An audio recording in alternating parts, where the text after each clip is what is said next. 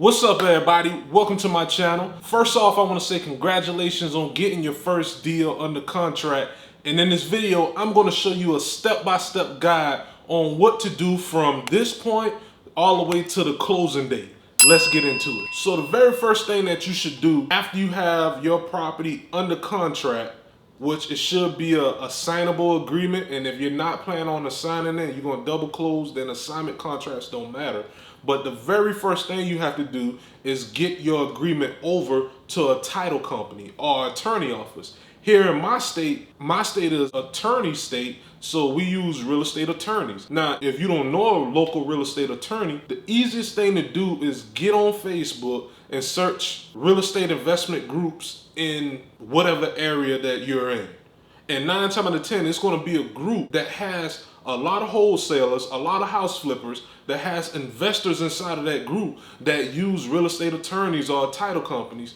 So what I did to find my real estate attorney was I reached out to other wholesalers, bigger wholesalers that were known in the area, and said, hey, what real estate attorney do you use in the area? That's just some ways that you can get a real estate attorney. And so after you identify that, the next thing you need to do is get in contact with the real estate attorney at his office. And most of the time you won't speak directly to him. Sometimes you will, but you will speak with somebody else that's in the office, and they'll tell you everything that you need to do to get the process started. When I first got my agreement under contract, the first thing that my real estate attorney said is, hey, do you already have a buyer? Most of the time you're going to say no, and they ask you, well, we can keep it here, but do you want to get the process started? I would recommend go ahead and get the process started, because if you just give them the agreement and you don't put down your earnest money deposit, the contract is not valid, and you may run into other issues with someone trying to steal your deal or the seller trying to back out. And they definitely can if you don't have your earnest money deposit and your process started. So just make sure you spend the time talking to your real estate attorney to get everything you need to get started, and make sure you put down that earnest money deposit. And when it comes down to earnest money deposit, it really just depends on what you agree to with the seller. Most of the time, I'm gonna be honest with you, I don't put down no more than $10. But the reason why is because I build rapport with the seller.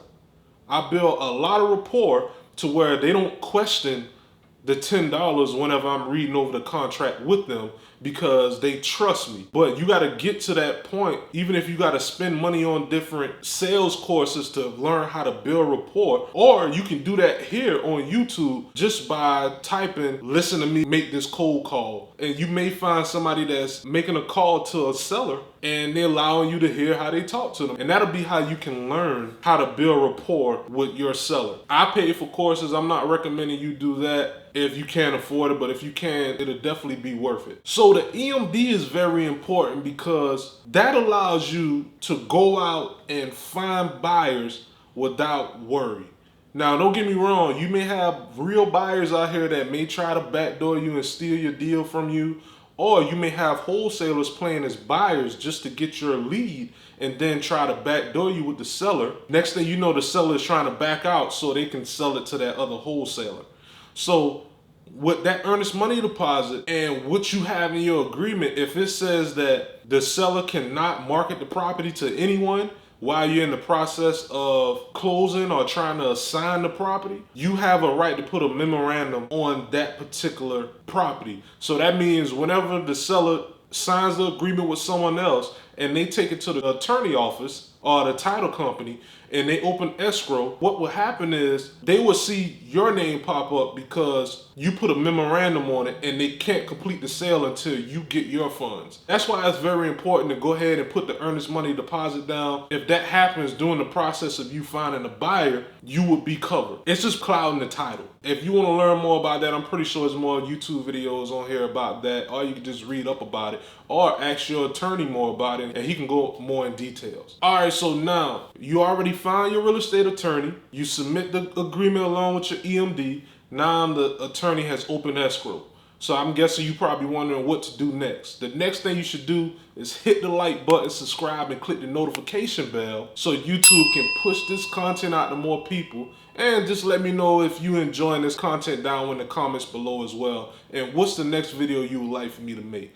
Now let's really get back into it. Now you have two different scenarios that took place. Either you put the property under contract over the phone, or either you put the property under contract in person.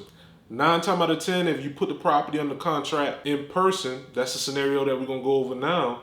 You got pictures of the property before you left the day you had the property under contract. The next step would be finding your buyers. If the property is vacant, normally what I do is ask the seller, say, hey, I'm gonna have my contractors coming in, sometimes throughout the week, just to get a total on how much it's gonna cost to fix everything up and just for us to do our due diligence. And 9 times out of 10, if it's vacant, they don't care. They'll allow you to put a lockbox on the property to where you can get your buyers to go in whenever they get ready. Or if the property has a tenant in place, your best option is going to be to schedule an open house. So you definitely would have to communicate back and forth with the seller, or have the seller communicate back and forth with the tenant and let the tenant know that your contractors will be coming in, which will be your buyers. They'll be coming in at such and such time on Wednesday or Thursday, whatever date that you say that you're going to be there. And then you will have all your buyers there at one time to get everything over with. So let's just use the example that the seller has tenants in place. So what you would have to do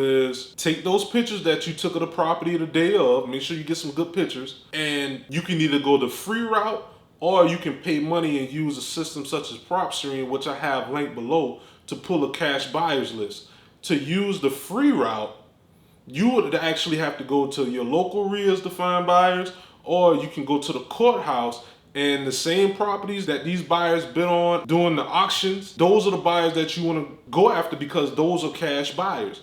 And so if you want to go the free route and just build a buyers list that way, you can easily find buyers whenever you have a deal. They're going to be ready to buy because most of the time they outbid each other at these auctions, so they'll definitely show up. Now the PropStream route is you will have to go in PropStream and pull a buyers list for the whole city that the property is in. You have to get it skip traced. You can skip trace through PropStream or back skip tracing, which is linked below as well too. And then you would just reach out to each individual buyer. You can either make calls, or you can send out a text blast to the buyers saying, hey, I got a property in 28212, whatever zip code that you're in, that I'm looking to assign. It's a great off-market deal. I don't think you want to miss out on it. It's probably going to be going by the end of the day.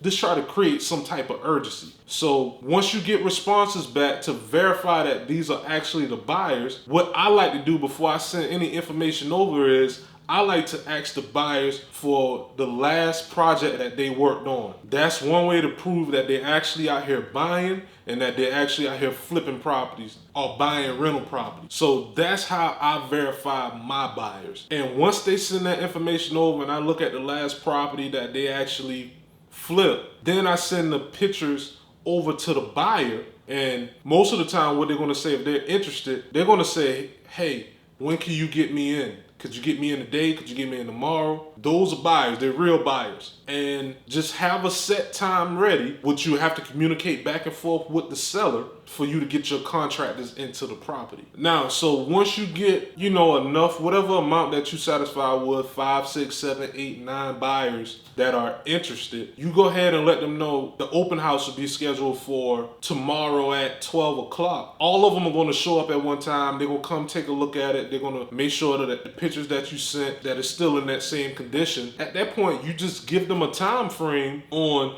when they need to get their offer in and let them know that you accepting the highest and best offer. Most of the time, when it's like 5 to 8 buyers, they're going to get their highest and best offers in. So once you have a buyer that has the highest offer, you want to always keep a backup buyer just in case your first buyer doesn't perform. But this is very important, so please listen. Make sure you get a non-refundable earnest money deposit from your buyers. So you will send over a assignment agreement to that buyer, which is the BC agreement, saying that they have to put down an earnest money deposit of $2,500 or $5,000, whatever amount you agree to. And they have to put that down by 6 p.m. the next day or 3 p.m. the next day. If not, they're going to lose out on the deal. So that's going to continue to create that urgency and let them know, hey, if I don't have this in by 3 p.m., he's going to sell it to another buyer. So once they do send over their earnest money deposit and you get the BC agreement in, make sure that if you got a 30-day agreement, please don't give the buyer 30 days to close on the property. I would only give the buyer around 7, 10 to 15 days to close on the property. So if they can't perform, you get to keep their non-refundable earnest money deposit, and you know not to deal with that buyer anymore because that's unprofessional. Next, you still have another 10 to 15 days on your agreement where you can get that second buyer where you can say, hey, this deal is still available. Would you be able to close in 10 days? And if the buyer says yes, guess what? You collect another non-refundable earnest money deposit of $2,500, which will be held at the title company or your attorney's office. You don't get that money directly, and you give them that 10 days to close on the property. Now that they know that they have that 10-day window, they're gonna close in that time frame, and guess what? You will have your first deal completed. So the next thing to do is just repeat the process. So if you made $10,000, you just complete the process again. Now, let's go to the second scenario. If you close the deal over the phone, I'm gonna give you my favorite app that I use whenever I'm closing a deal out of state. So I use an app called Thumbtack to get a photographer out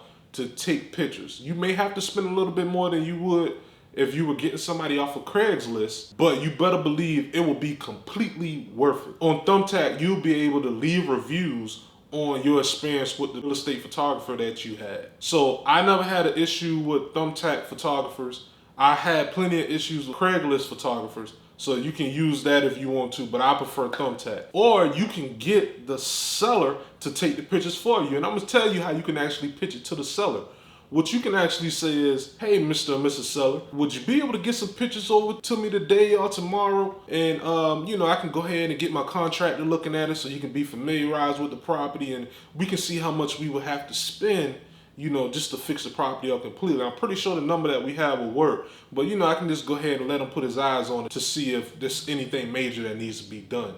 And 9 times out of 10, the seller's not gonna have any issues with that. So that's another thing that you can do, but most of the time I prefer to pay somebody off a Thumbtack to get it done. So other than that, from that point on, it's the same as scenario 1. You find your buyers, you get a group of buyers to come in, and if it's vacant, you can put a lockbox on the property and let the buyers go in and do what they need to do. Or you can schedule an open house to get the buyers in and create that urgency between all the buyers, and then you'll be able to get the deal done. So that's pretty much a step-by-step guide on what to do after you get your AB agreement signed by the seller all the way to closing. Check out this video right here on finding cash buyers in your area on PropStream, and this will show you how to pull your list to find cash buyers. And I got a secret inside of that video as well too, so feel free to check that out, and I'll see you next time.